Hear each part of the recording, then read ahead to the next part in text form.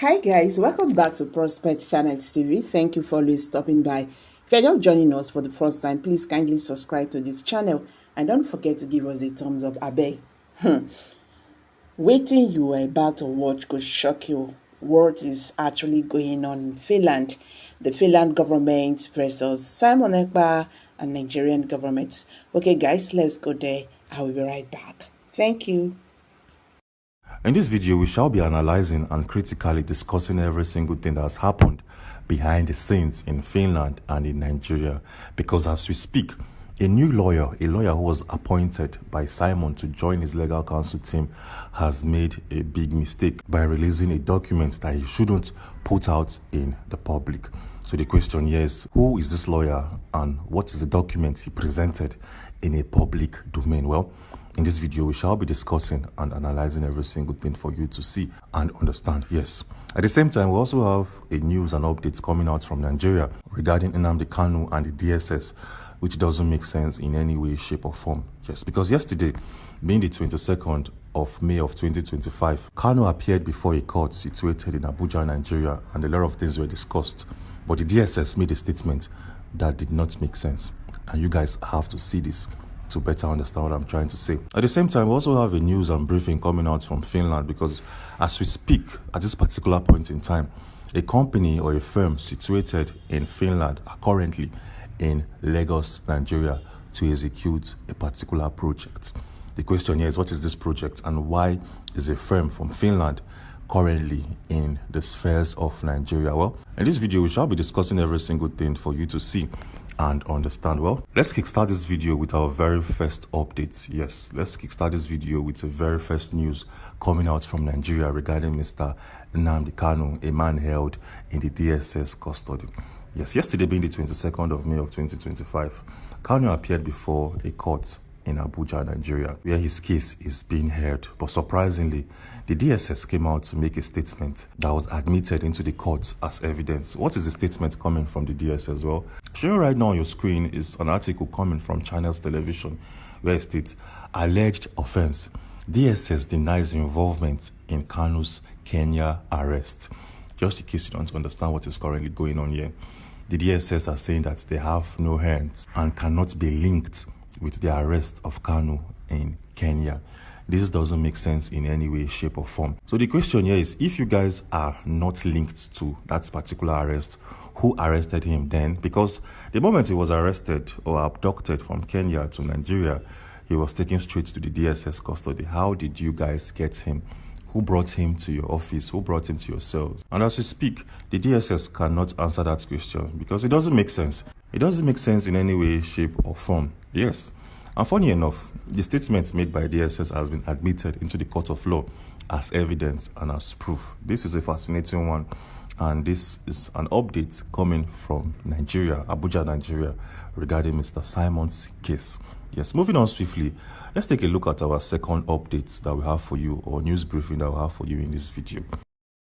As we speak, a company, a firm situated in Finland are currently in Lagos, Nigeria. Well, take a look at this publication coming from The Guardian that will give us more clarity and a better understanding.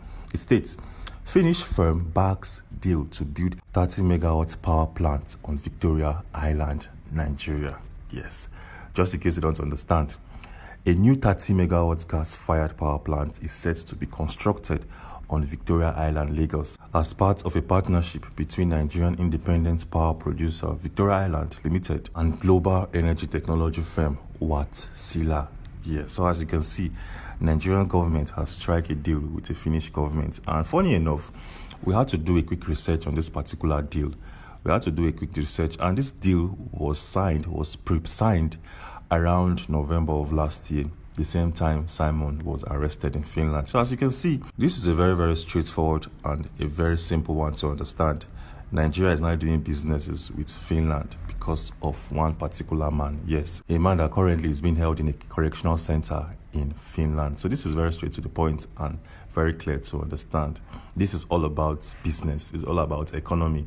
It's all about doing bilateral trades between two countries. And Mr. Simon happens to be the sacrificial lamb. Yes, he's the man used as a scapegoat to foster a better relationship between these two countries. Yes.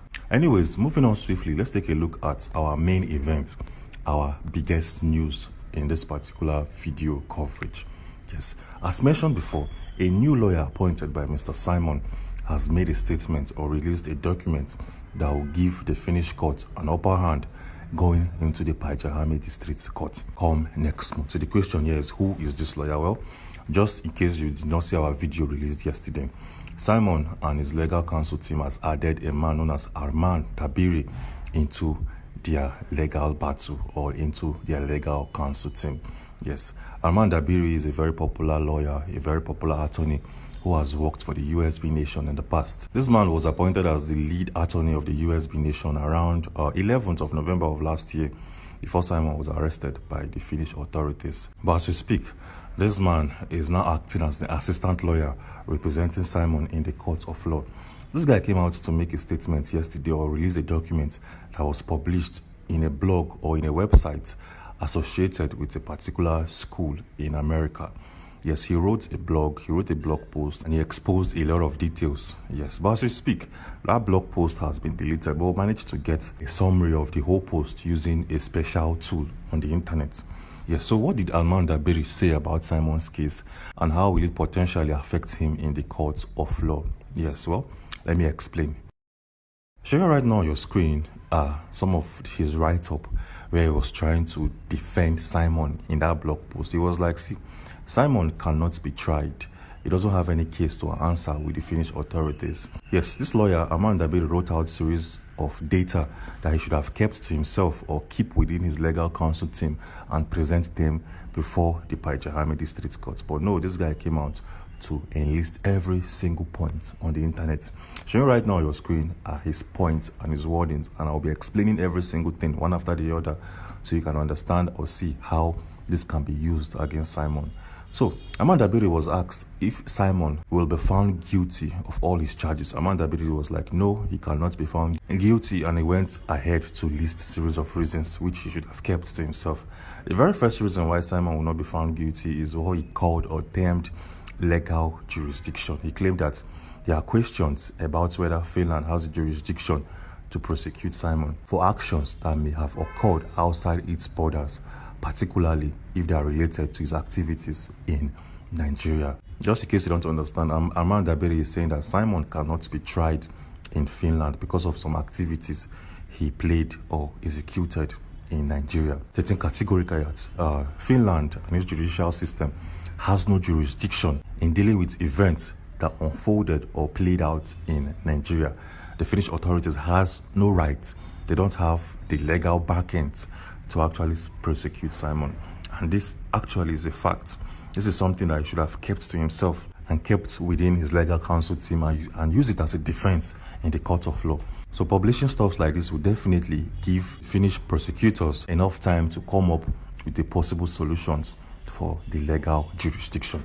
This man did not even stop there. He also went ahead to state freedom of speech. Simon's defense may argue that his statements on social media fall under the protection of freedom of speech. This could be a significant point, especially if his comments are interpreted as political expressions rather than incitement to violence. So as you can see, this is straight to the point. So he's claiming that Simon has the right to speech. He has freedom of speech as a fundamental human right. Yes, as a human living in Finland, he has a fundamental human right to freedom of speech. That whatever Simon said on Twitter can be classified as political statements. It can be classified as pure commentaries to the happenings in Nigeria. This is coming from Armand Dabiri. Freedom of speech is a big fact that Simon can use in defense. But coming out on a blog to enlist it, it's like giving the Finnish authorities time to come up with a countermeasure against this particular fact. Remember, the Finnish government came out to say that Simon's case is a unique one, that they have never seen it before in their country. It's a unique one, and they need more legal minds to advise them. This is coming from Finland. And this shows that the Finnish government don't even know how to prosecute Simon. So coming out to assist them, giving them key points and keynotes is like doing a disservice to Simon. Yes. Aman did not even stop there. He also went a step further to claim evidence of incitement. The prosecution must provide clear evidence that Simon's statement directly incited violence. If the evidence is circumstantial or lacks direct correlation, it could weaken the case against him. So as you can see, this shouldn't be out in a public domain. He also went a step further to give a statement on political motivation. He was like, there are claims that the charges against Simon may be politically motivated, which could influence the perception of the case. And he also said international relations. The case has implications for Finland-Nigeria relations. If the Finnish government is perceived as acting on behalf of Nigeria, it could lead to diplomatic tensions, which might affect how the case is handled. He also went a step further to give statements on public sentiment. The mixed reactions from the public, especially in Nigeria, could influence the case. If there's a significant local support for Simon, it may affect the political climate surrounding the trial. And all of these statements are coming from the lawyer, the assistant lawyer to Simon. So as you can see, these are big key points. These are big key points that should be kept within their legal counsel team. Coming out here to publish this simply means that you want the Finnish authorities to prepare for your statement. This, at the same time, can be a strategic move by Aman Dabiri. Maybe he enlisted all of these things for a reason. Maybe he put them out for a reason so that he can possibly anticipate the statements or reactions that the Finnish government will provide in the court of law. So nobody knows if this thing will play against Simon or play in favor of Simon. Only the man who posted this knows exactly what he's trying to do or pull off at this particular point in time. So all we can do is just to keep our finger crossed and wait. So as we wait, do well to subscribe to this channel and turn on post notifications, because we will definitely give you all of the latest breaking news as it unfolds. Yes.